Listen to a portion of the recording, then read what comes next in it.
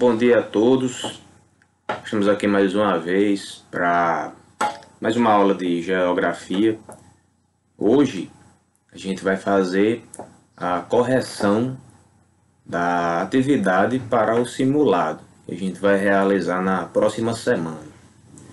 Então, nesse vídeo eu vou juntar as correções das atividades das turmas do nono ano, do primeiro ano, do segundo e do terceiro ano também do ensino médio, todos em um mesmo vídeo, certo? Começando com o nono ano e assim chegando no ensino médio com o primeiro, o segundo e o terceiro ano, ok? Na descrição eu vou colocar a partir de qual minuto vai começar a correção de cada uma das atividades para as diferentes turmas poderem acompanhar o assunto da sua respectiva turma, do seu respectivo nível de ensino, certo? Então, começando com a correção da atividade do nono ano, a atividade é baseada no livro que a gente está usando para esse ano, né? No livro didático, a partir da página número 13 até a página número 47, ok? É uma atividade bem simples, com assuntos bem fáceis, tá bom? Que é estudado em geografia e também é estudado em história, um assunto bastante interessante, o que se inicia aqui do capítulo 1 até o capítulo número 3, que são os capítulos abrangidos por essas páginas aí, certo? Logo no início da atividade, na questão número 1, temos a pergunta com relação ao sistema capitalista. Esse sistema capitalista se sobrepôs a que outro sistema econômico e social? Então é o seguinte, o capitalismo ele nem sempre existiu, né? A gente nasceu dentro de um período de tempo em que o capitalismo já estava em pleno vigor, em pleno funcionamento, mas ele já existia há séculos, há muitos séculos. Mas antes do capitalismo, qual era o sistema econômico e social que funcionava ali na Europa, né? No caso a gente está falando principalmente da Europa, né? Então, antes do sistema econômico capitalista, conforme aí na página número 13, o sistema econômico e social que vigorava era o feudalismo. O feudalismo que se desenvolveu lá no continente europeu durante a Idade Média. O feudalismo ele tem diferentes características em relação ao capitalismo. É um sistema com outras características, tá certo? Entre os séculos 11 e 15, esse sistema econômico vigorou lá no continente europeu, tá bom? E depois do final do feudalismo, a gente vai ter o início do sistema capitalista, ok? O feudalismo ele era bem interessante, né? Havia a figura do senhor feudal, havia a figura dos camponeses, havia a figura do rei, havia a igreja também desempenhando um papel importante, né? Naquele momento, na igreja católica, tá certo? Só que aí depois, ali por volta do século número 16 em diante, a gente vai ver o início do sistema capitalista lá no continente europeu e se espalhando pelo mundo. E aí chegamos até a atual fase do capitalismo. E a gente vai falar mais sobre isso nas próximas questões, certo? A questão número 2, ela tem a pergunta relacionada a isso. Ela quer saber quais são as 4 fases do sistema capitalista. E aí, quais são essas 4 fases do sistema capitalista? No primeiro momento do sistema capitalista, como eu já falei, foi a partir do século número 16. E a gente denomina essa primeira fase de capitalismo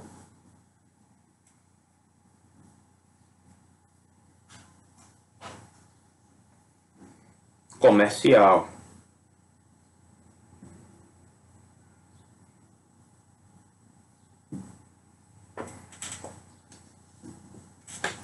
capitalismo comercial, ele começou a ganhar forma, a surgir ali no continente europeu a partir do século XVI, a partir do momento em que a gente vai ter as grandes navegações, a expansão marítima. Os portugueses, os espanhóis, os ingleses se lançaram ao mar e conseguiram descobrir novas terras, né? Novas entre aspas, né? Porque haviam habitantes nessas terras, né? Que já moravam, por exemplo, aqui na América e assim por diante, né? Mas para eles eram novas terras, né?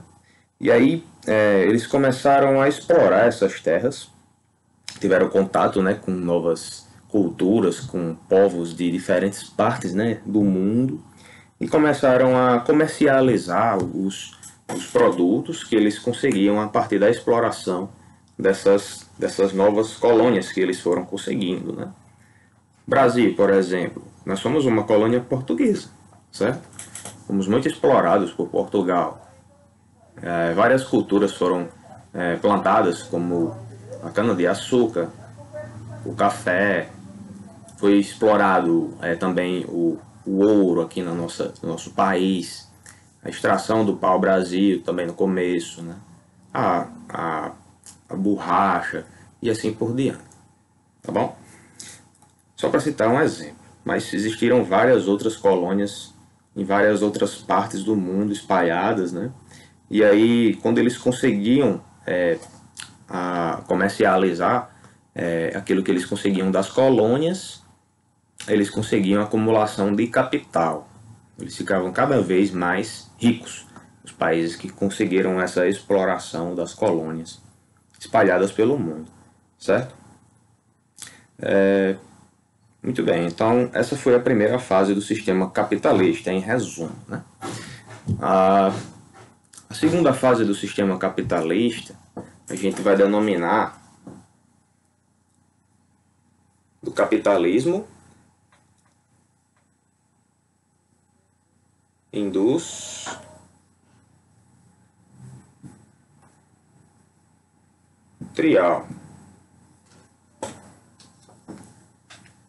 Capitalismo industrial. Como o nome já diz, é uma fase do sistema capitalista onde a gente vai conseguir ver, observar aí o surgimento das indústrias, das fábricas, ok?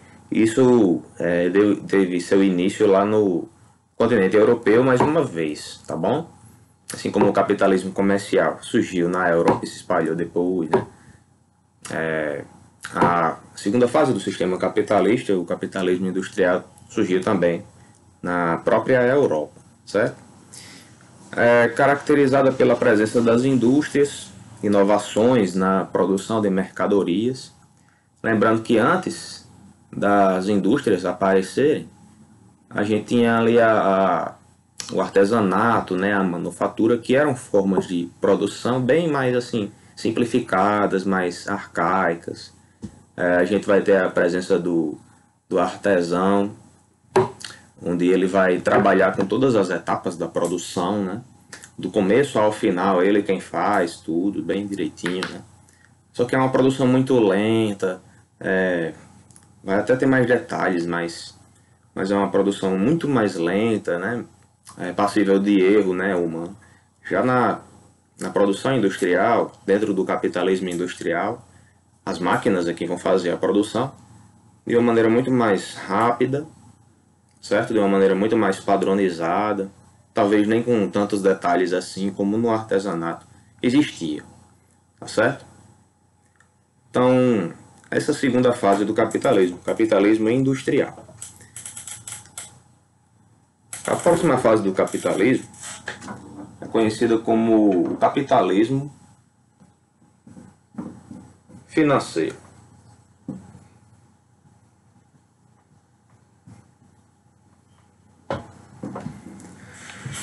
O capitalismo financeiro veio após a fase do capitalismo industrial e tem algumas características peculiares também. Por exemplo, a questão do capital industrial e o capital bancário, eles vão começar a se entrelaçar um com o outro, certo? As indústrias incorporavam bancos, os bancos conseguiam também as suas próprias indústrias, e assim ficou difícil diferenciar o que seria o capital bancário do capital industrial. Então surgiu uma denominação nova chamada capital financeiro, tá certo?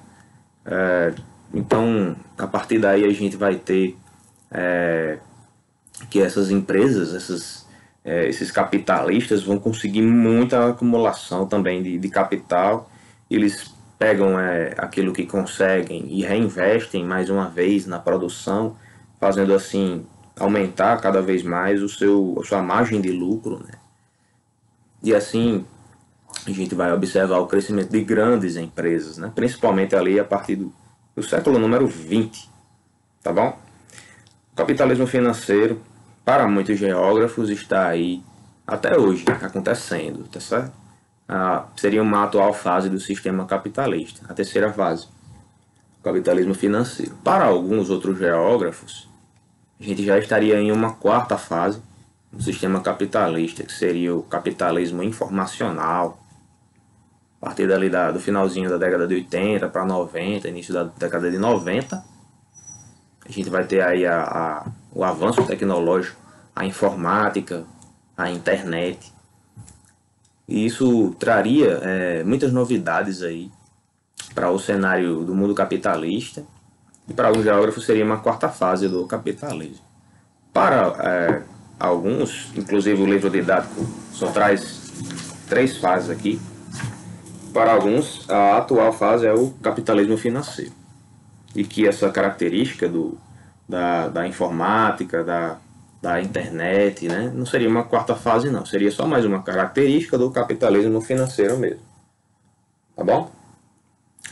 É muito interessante, você consegue, por exemplo, fazer transações bancárias usando aplicativos. O Banco do Brasil tem aplicativo que você pode utilizar, você pode fazer transferências, pode fazer compras online, é bem simplificado, certo? E assim grandes empresas conseguem enriquecer cada vez mais, facilita a vida do consumidor, né? É muito mais rápido, muito mais eficiente do que com o dinheiro vivo, né? Como a gente tinha há algum tempo atrás, muitas pessoas só usavam dinheiro vivo, né? Hoje é uma opção apenas, né? Então essa é a resposta da questão número 2, as fases do capitalismo. Primeiro o comercial, depois o industrial e, por fim, o financeiro. O informacional é optativo, vocês colocam só se vocês quiserem, observando sempre que é uma opinião de alguns geógrafos, né? Não de todos, né? Ok? Então, vamos agora para a próxima questão, a número 3, certo? A questão número 3, ela tem a pergunta seguinte: cite quais são alguns dos principais aspectos que caracterizam o sistema capitalista. Que a gente falou sobre as fases do sistema capitalista. Agora a questão pede para a gente falar sobre algumas características desse sistema, certo? São várias, né? Cada uma delas tem uma explicação. É simples, né? Não é complicado não, tá bom? O sistema capitalista, ele é diferente do feudalismo, é diferente do sistema socialista, e a gente consegue ver até no nosso dia a dia essas características, né? Quando a gente liga uma televisão, vê um jornal, quando a gente sai para fazer compras, a gente consegue observar cada uma dessas características do sistema capitalista que a gente vai falar agora, tá bom? Aí na página número 16 do livro, já vem mostrando algumas dessas características, tá bom? São as mais importantes que a gente pode citar. A primeira é a propriedade privada dos meios de produção, certo? Então, é possível que você consiga ter a sua própria fábrica. O capitalista, ele vai deter o poder de compra, né? E assim ele pode ser dono do meio de produção. É uma propriedade privada, certo? Em muitos países capitalistas, no entanto, o Estado detém vários meios de produção, por meio de empresas estatais, certo? Então, empresas estatais são aquelas que pertencem ao Estado, pertencem ao governo. Aqui no Brasil, a gente tem, por exemplo, a empresa Petrobras. É uma empresa que, quando surgiu, era uma empresa estatal. Hoje ela é parte estatal, né? Parte já privatizada. Uma empresa estatal, ela, como eu já falei, pertence ao governo do sistema, né? do país, e pode trabalhar em várias áreas. Por exemplo, a Petrobras trabalha na exploração de petróleo, né? Aqui no Brasil também, a gente pode citar a Vale do Rio Doce, né? Quando surgiu, era um estatal que trabalhava aí com a extração de minérios, né? Aqui no Brasil. Então, existem empresas estatais, pertencem ao governo, existem empresas de característica privada. As características privadas possuem um dono, né? Ou um conjunto de donos, enfim. É possível que você compre e venda empresas. As estatais podem virar empresas privadas? Podem. Pode acontecer a privatização de empresas. Aqui no Brasil mesmo, a gente viu acontecer isso, né? Pode acontecer mais uma vez, enfim. O governo pode pegar uma empresa que é dela, que é do governo, e vender. Tornar uma empresa privada, privatizar, né? Muitos governos fazem isso. Tá bom? Então a primeira característica seria a propriedade privada dos meios de produção. A propriedade, vou abreviar aqui, privada dos meios de produção.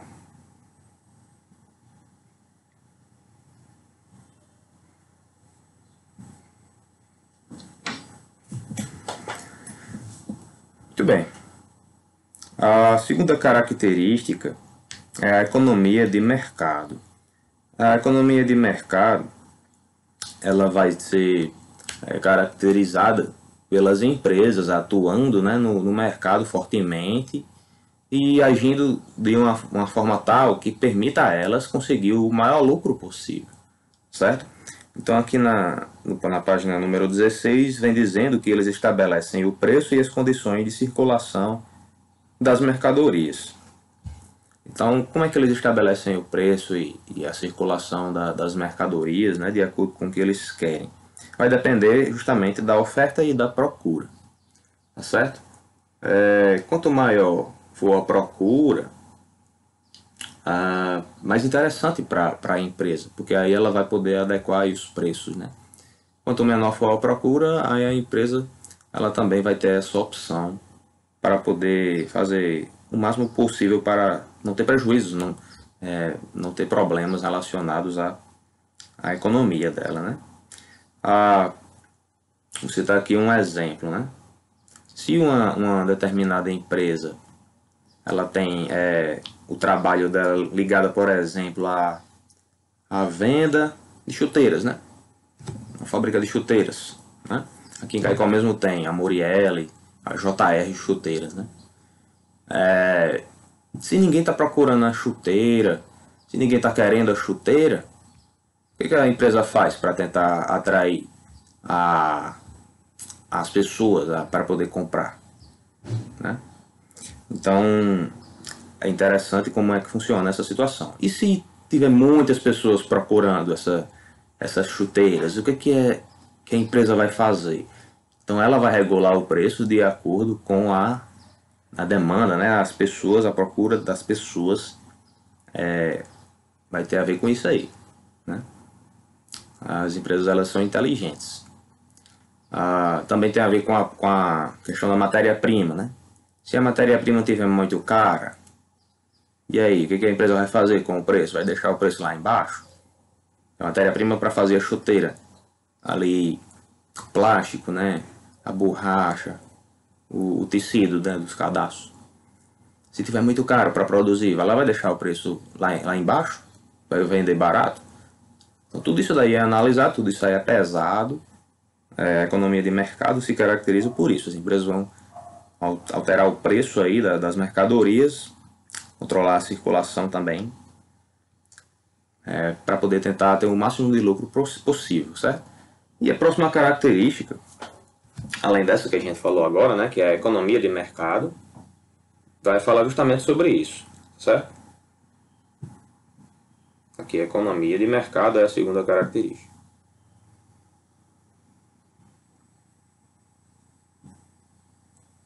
Economia de mercado. A terceira característica do sistema capitalista é justamente a que a gente citou agora há pouco, né? A lei da oferta e da procura. Então, por exemplo,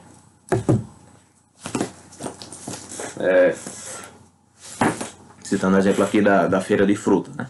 Aqui em Caicó tem feira de fruta na sexta, pega ali o sábado também. Dependendo da quantidade de pessoas procurando, né, um determinado tipo de produto, aquele preço daquele produto vai variar, tá certo? A característica dela, como o parágrafo fala, é bem interessante. O preço das mercadorias varia de acordo com a procura do consumidor e com a quantidade do produto em oferta. Se há grande produção, o preço das mercadorias tende a cair. Se a produção é pequena, tende a aumentar. Então, uma situação que a gente já observa no nosso dia a dia. É bem possível você ir no supermercado e observar isso acontecendo bastante, né? Se a produção é grande, o preço tende a cair. Se a produção é pequena, ela tende a aumentar. Então, por exemplo, as frutas têm uma época do ano em que elas nascem, alguma estação do ano em que elas nascem mais facilmente, e outra estação já é mais complicado. Algumas nem nascem, dependendo da época do ano. Então o preço pode variar de acordo com isso, né? Tem a época da manga, tem a época da goiaba. Então se você vai comprar fora dessas épocas, onde a fruta nasce sem problema, né? O preço tende a ser mais alto. À medida que na hora que você vai comprar na época correta, né? Na estação em que ela nasce com maior facilidade, o preço tende a ser mais barato, que vai ter maior quantidade, certo? Então essa é a lei da oferta e da procura. Como é uma coisa que a gente observa já no nosso dia a dia, né? No nosso cotidiano, é bem simples da gente entender. É bem fácil da gente compreender essa característica aí da lei da oferta e da procura, certo? Até mesmo pessoas que trabalham na informalidade, né, tendem a variar o preço, né, daquilo que vão vender para poder tentar ter mais lucro, né. Não apenas grandes empresas fazem isso, mas é uma característica do sistema capitalista, tá bom? Por exemplo, você vai vender din-din na sua casa. Você compra um saco de din-din no supermercado, aí vai faz uma vitaminazinha de goiaba, vai fazer o seu din-din. Aí você quer vender o seu din-din por R$2. O din-din sem ser nem gourmet, né? E aí você vai conseguir vender, né? Bastante, vai ser difícil, né? Aí você, como não tem muita procura, né? Acaba diminuindo o seu preço. É assim que funciona ali da oferta e da procura. Tá bom? Próxima característica, a quarta característica é a concorrência. Para obter a maior rentabilidade possível e conquistar mais consumidores, as empresas procuram oferecer produtos e preços acessíveis. É bem interessante a questão da concorrência, porque dessa maneira as empresas vão ter uma certa competição uma com a outra, para poder tentar atrair mais clientes, mais compradores. Eles fazem propagandas, dizendo aqui a gente vende mais barato. Ninguém consegue vender mais barato que nós aqui na nossa empresa. O gerente ficou doido. Black Friday, enfim, tudo isso daí eles fazem para tentar chamar a atenção dos clientes e vão comprar os seus produtos, tá certo? Se numa determinada cidade ou parte de alguma cidade não tem empresas concorrentes, só tem uma empresa para cada tipo de mercadoria, né? acaba que aquela empresa não vai diminuir o preço porque não vai ter muita competição com outras empresas. Então o preço dela tende a ser mais alto, tá? Mas se tem uma empresa ali concorrente, próxima, aí o cliente tem a opção de onde vende mais barato. Então ela tende a diminuir o preço e o cliente vai ter mais opções de compra, né? Quando o cliente não tem tanta opção, quando só uma empresa detém o direito, aquela produção e só ela faz aquilo em uma determinada região, cidade, enfim, ela vai ter um monopólio sobre aquele tipo de produto. Isso não é bom para os clientes, é bom para a empresa, mas para os clientes não, porque ela vai poder aumentar o preço, vai mexer com o preço na hora que ela quiser, tá bom? Então é bom para nós, é bom que haja concorrência, porque as empresas vão competir uma com a outra, vão diminuir o preço para poder atender melhor as necessidades dos clientes, tá bom? Vou citar aqui um exemplo. Acho que eu já até falei para vocês sobre o caso das farmácias. Pague Menos e Globo. Aqui em Caicó tem, lá em Mossoró tem, no Natal tem. Tem em várias cidades aí. Às vezes elas ficam bem próximas uma da outra. Até na mesma rua, uma de frente para outra. Uma numa esquina, outra na outra esquina.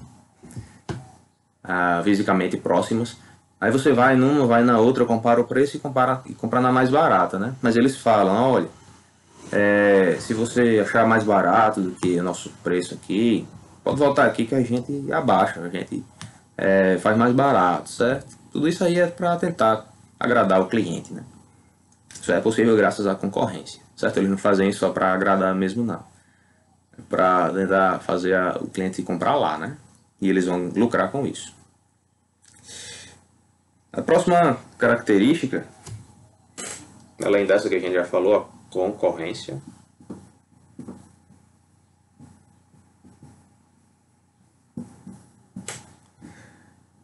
E a última, né, das que a gente está observando aqui é o trabalho assalariado.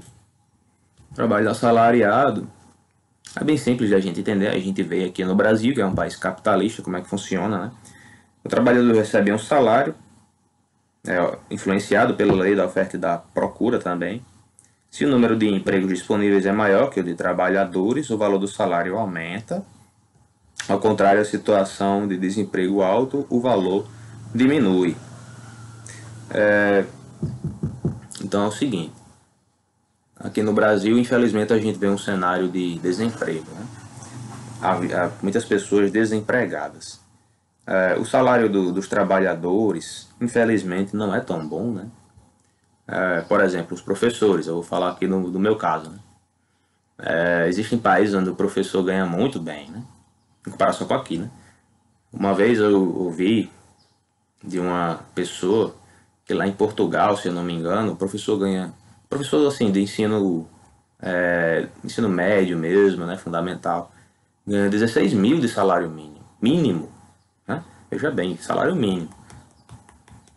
Aqui o professor não chega nem perto de 3 mil ainda, né? Que está começando, né? Então veja como é diferente, né? Dependendo do lugar. Lá em Portugal é outro continente, é um país desenvolvido, né? Aqui nós somos subdesenvolvidos, então tem diferenças. No mundo capitalista tem essas diferenças mesmo, infelizmente. Quando a quantidade de empregos disponíveis é maior do que a de trabalhadores, então o salário é maior, tá bom? Então nesses países desenvolvidos às vezes há mais vagas de emprego do que de pessoas ocupando vagas de emprego. Aí eles valorizam mais aquela profissão. E aí o salário tende a ser bem mais interessante, né? O valor da remuneração é mais alto. Muito bem, trabalho assalariado. Aqui no Brasil nós temos o trabalho assalariado. É o sonho de muitas pessoas, né? Por exemplo, quem trabalha na informalidade, não tem carteira assinada, não tem direitos trabalhistas, né? Eles querem ter um trabalho assim, que tem mais garantias, né?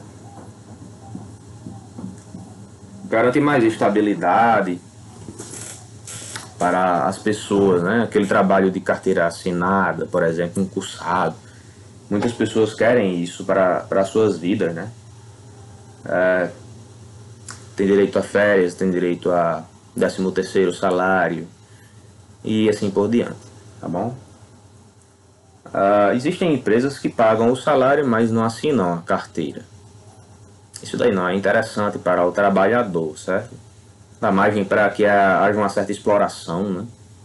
Mas à medida que, no momento em que a sua carteira é assinada, você vai ter uma série de direitos que, se feridos, podem fazer com que você tenha vários direitos. Em cima da empresa, ela vai sair tendo prejuízos, tá bom?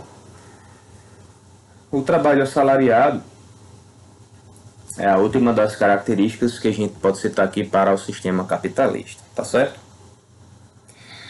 Vamos para a próxima questão. Vamos chegar agora no número 4. Vamos falar sobre o socialismo agora. A gente viu sobre o feudalismo na primeira questão, na segunda e na terceira sobre o capitalismo, agora o sistema socialista. Na página número 18, a gente vai estudar um pouco melhor sobre o sistema socialista, tá bom? O sistema capitalista, ele ainda funciona em vários países, né, no mundo inteiro. Só que o sistema socialista já não existe como existiu há algum tempo atrás, um tempo recente, tá bom? Esse assunto é bem interessante, é analisado tanto em geografia como em história também. O sistema socialista foi primeiro teorizado, né, através de alguns autores muito conhecidos, né, como Marx e Engels também. Foram feitas algumas publicações, algumas obras falando sobre como seria uma sociedade mais igualitária, mais justa. Aí depois foram tentando, né, em alguns lugares implementar esse sistema, né, que seria uma oposição ao capitalismo, né, que é uma forma de se viver, né, um sistema político, social injusto, né, onde existe muita pobreza, tem muitas classes sociais que são prejudicadas, né, muitas pessoas pobres não têm muita condição de sobrevivência, algumas até morrem de fome, né, no sistema capitalista. A gente vê muito isso em vários países, inclusive. Desemprego, como a gente já falou aqui agora há pouco. Aí, na teoria, o sistema socialista seria uma sociedade bem mais justa, onde todo mundo receberia ali o mesmo salário, todo mundo receberia ali do governo o seu emprego, não haveria desemprego, enfim. Todo mundo teria propriedades, né, para morar. Mas a gente vai falar sobre isso a partir de agora, tá bom? A pergunta é a seguinte: o socialismo prevê a adoção de algumas políticas, indique quais são elas. Então a gente vai responder a partir de agora na página 18, a gente já vai conseguir ver algumas dessas políticas do sistema socialista. A primeira,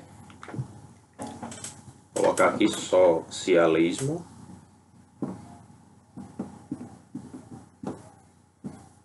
Primeira política é a estatização. Estatização.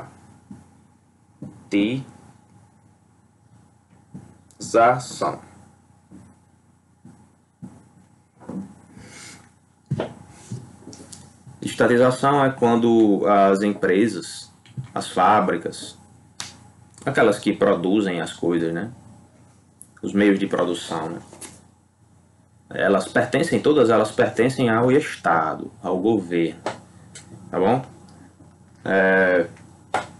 Dessa forma, quem vai controlar aquilo que vai ser produzido, aquilo que não vai ser produzido, aquilo que vai ser disponibilizado para a população, o que não vai ser disponibilizado para a população, quem vai controlar isso é o governo, é o Estado, tá bom? Então, a gente viu no sistema capitalista que havia a propriedade privada dos meios de produção. Já é o contrário, né? Enquanto lá você tem ali um dono de uma empresa, de uma fábrica, ou vários donos, né? Aqui a gente não vai ter isso. Quem vai ser dono é o Estado. E só o Estado é quem vai controlar o que vai ser fabricado, o que não vai, o que vai ser distribuído, o que não vai. é a estatização, essa primeira característica aí, tá certo? As pessoas que vão trabalhar nas empresas estatais, nas empresas do governo, elas vão receber quanto? Qual é o salário delas? Quem vai definir isso é o Estado. Tudo que diz respeito ali ao funcionamento, a organização da empresa, quem vai controlar é o Estado, tá certo? Então pertence ao Estado. Todas as empresas aí pertencem ao Estado, tá bom? Outra coisa, economia planificada. É o primeiro ponto. Segundo ponto, economia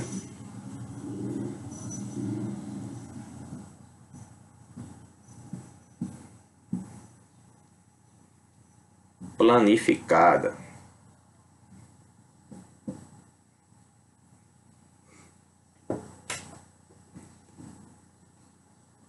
Essa economia planificada, a gente já, pelo nome, deduz que é uma coisa planejada, organizada, certo? O que vem mostrando que o Estado, mais uma vez, é quem vai fazer isso. Como vai produzir para atender as necessidades de bens e serviços de cada indivíduo, certo? Quem vai decidir isso daí é o próprio Estado. Então, se a população tiver alguma carência, alguma necessidade que não está sendo atendida por causa da má gestão da economia, é culpa de quem? É culpa do Estado. Tá bom? Porque é ele quem vai controlar isso daí também. Tá certo? A economia, tudo isso daí vai funcionar de acordo com a vontade do Estado. É tudo planejadozinho, de acordo com o que eles desejam, certo? A gente vai citar daqui a pouco um exemplo de um país que existiu, já não existe mais, na verdade é um conjunto de países, né, na União Soviética, onde a economia era planificada, havia essa estatização também, só que aí não funcionou da maneira que a população gostaria e a própria população acabou derrubando o governo, né, em 91. A gente já falou sobre isso, inclusive. E a última característica, o pleno emprego. Isso aqui é outra política, né? Sistema socialista. Pleno emprego. O conceito de pleno emprego, como o nome já diz, envolve garantir que todo mundo tenha o seu emprego, né, para poder conseguir aquilo que precisa, né, para a sua sobrevivência, sobrevivência da sua família. E assim, o objetivo do socialismo seria, na teoria, acabar com todas as classes sociais. Acabar com todas as classes sociais. Não haveriam ricos aqui em cima e pobres aqui embaixo. Isso daqui é uma desigualdade social. Na teoria socialista, a sociedade deveria ser assim, igualitária. Todo mundo no mesmo nível, né, de igualdade. Todo mundo vivendo bem, com saúde, com educação, né. Na teoria é a coisa mais linda, né? Aí na prática a gente viu que não deu muito certo. Por quê? A forma que o governo organizou, né, a produção lá na União Soviética, né, que a gente está falando sobre ela, priorizou muito a questão da produção de armas, né, por causa da corrida armamentista ali com os Estados Unidos. Eles queriam ter as melhores armas, para causar admiração, causar medo, né, aos seus oponentes. E foi tanto dinheiro investido que um momento não foi possível garantir à população nem mesmo o básico, né, como roupas, a questão dos alimentos, né, coisas que são elementares, coisas que são necessárias à sobrevivência mesmo. Então a população não ficou satisfeita, né, com a maneira que o governo estava planejando a sua economia. Então foram feitos muitos protestos, manifestações, e aí acabou que a União Soviética não se sustentou e ela foi, vamos dizer assim, desfragmentada em 1991. Eram 15 países compondo a União Soviética, o principal era a Rússia. Depois eles se tornaram independentes, cada um por si, e o sistema socialista que acabou naquela parte ali da Europa, né, Ásia, onde ficava a União Soviética, com vários países sendo membros dessa junção aí do bloco socialista, né? A gente não vai retomar esse assunto, a gente já falou sobre ele, mas retomamos aqui só para a gente se situar, né? Um pouco melhor sobre esse sistema socialista. Então as ideias de Marx, ali daquelas obras que ele escreveu, né? Eram realmente utópicas, né? Eram sonhos que não se tornaram realidade. Tá bom? O socialismo real era bem diferente do socialismo na teoria, né? Então, tendo visto essa resposta da questão número 4, vamos agora para a última, a número 5. Quer saber o seguinte: cite alguns ramos da ciência que se desenvolveram com os avanços tecnológicos que a humanidade alcançou. Então, o ser humano é incrível, né, com relação à capacidade dele, né, desenvolvimento de técnicas, né? Hoje você consegue se comunicar muito mais facilmente com outras pessoas, mesmo que estejam longe. Hoje você consegue viajar com mais facilidade do que há séculos atrás, com muito mais facilidade e mais rapidez, né? Mais segurança também. Inclusive, pessoal, existe uma expectativa de que isso ainda possa melhorar ainda mais, né? O ser humano ele tem uma capacidade muito grande de se desenvolver com relação a novas técnicas e tecnologias, né? Existem algumas ciências que se desenvolveram muito por causa disso, por causa da capacidade do ser humano de crescer, né? De melhorar, buscar novidades, facilitar a sua vida, né? E a vida de outras pessoas. Até para ganhar dinheiro mesmo, né? As empresas não fazem isso assim só pela ciência, não. Muitas vezes fazem pelo dinheiro mesmo. E uma coisa vai levando a outra. A ciência a serviço do capitalismo também. A página número 47 vem trazendo alguns exemplos de ciências que se desenvolveram. Aqui citam 4: robótica, biotecnologia, microinformática e nanotecnologia. Vou falar sobre cada uma delas, né? Robótica, primeiro. Olha, robótica, pelo nome a gente já deduz que é aquela que vai desenvolver robôs para poder trabalhar aí a favor do ser humano. Existem vários tipos de robôs, né? Existem aqueles que trabalham nas fábricas, que substituem inclusive o ser humano. Na linha de produção, ela vai ter as esteiras, né? À medida que a esteira vai levando, por exemplo, um carro, aí os braços robóticos vão lá, colocam peça, solda ali, coloca um parafuso acolá, fecha ali com alguma coisa e tudo mais, de uma maneira muito cirúrgica, muito precisa. Existem aqueles robôs que fazem atividades mais assim do nosso dia a dia, cotidiano, né? Não sei se vocês já viram aquele que faz a limpeza do chão, ele aspira o pó do chão. Se fosse um robozinho assim pequenininho, formato circular. Aí ele tem uma espécie de vassourinha, né, que tira aquela sujeira mais sólida, né? Aspira para dentro dele. Tem um paninho, como se fosse um paninho embaixo, que vai já passando o paninho também, tirando ali a poeira. É bem interessante os robôs, como eles têm atuado aí para facilitar a vida do ser humano. Muita praticidade, né, para o dia a dia das pessoas.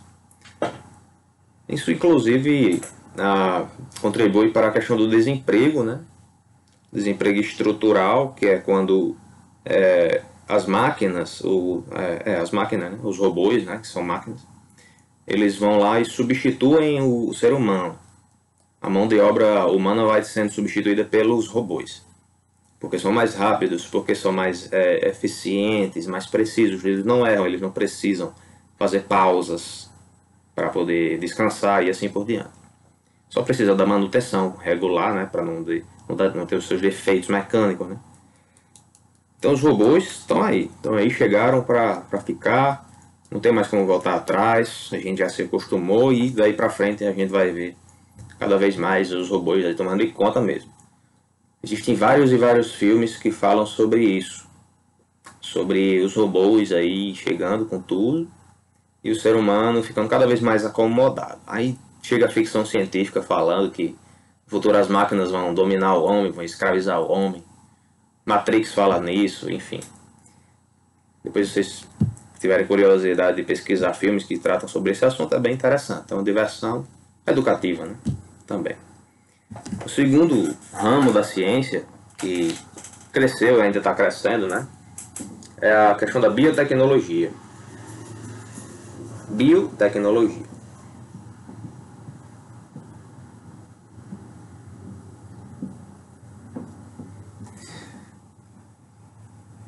O que é biotecnologia? Bio, esse prefixo bio, significa vida. É um prefixo que na língua materna, né? Vem de bios, significa vida. Então a tecnologia que lida com a vida. Por exemplo, no melhoramento genético de algumas plantas, né? A gente já falou sobre isso, só para relembrar. Se uma determinada planta ela tem uma praga de fungos que vai lá e destrói aquela plantação, aquele tipo de planta, o que os cientistas poderiam fazer? Mexer com a genética daquela planta para desenvolver uma resistência natural para aquele tipo de fungo. Então eles vão lá, mexem na genética da planta e tornam ela resistente àquele tipo de fungo. E assim não haveria prejuízos para os plantadores, os responsáveis, os donos ali daquelas plantações, né? Então a biotecnologia tem crescido muito e favorecido a muitos, diminuído gastos, por exemplo, com agrotóxicos e assim por diante. No mundo inteiro a gente observa isso, né? Acontecendo. Além da biotecnologia, a gente vai ter também o terceiro da microinformática. Microinformática.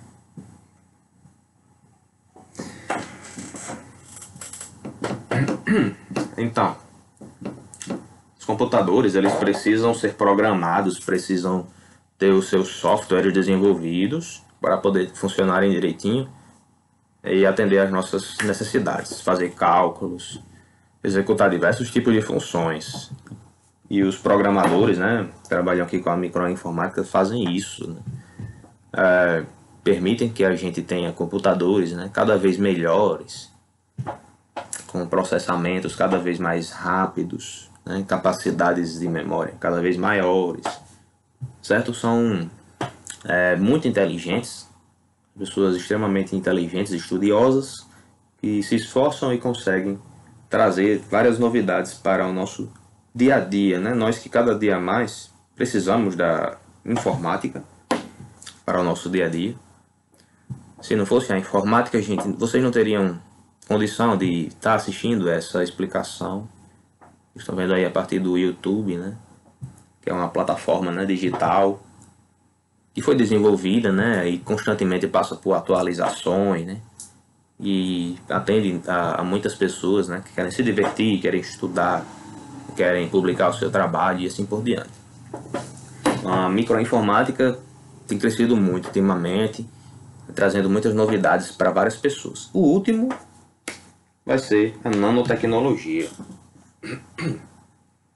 Nanotecnologia é aquela que vai trabalhar, por exemplo, com pequenos robôs, pequenas peças, circuitos elétricos minúsculos, né, que vão trabalhar,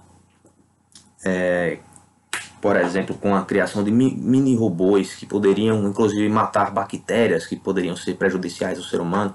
Isso é a nanotecnologia, é uma ciência muito interessante, que tem sido cada vez mais desenvolvidas aí com o avanço da técnica, o avanço do conhecimento do ser humano, certo?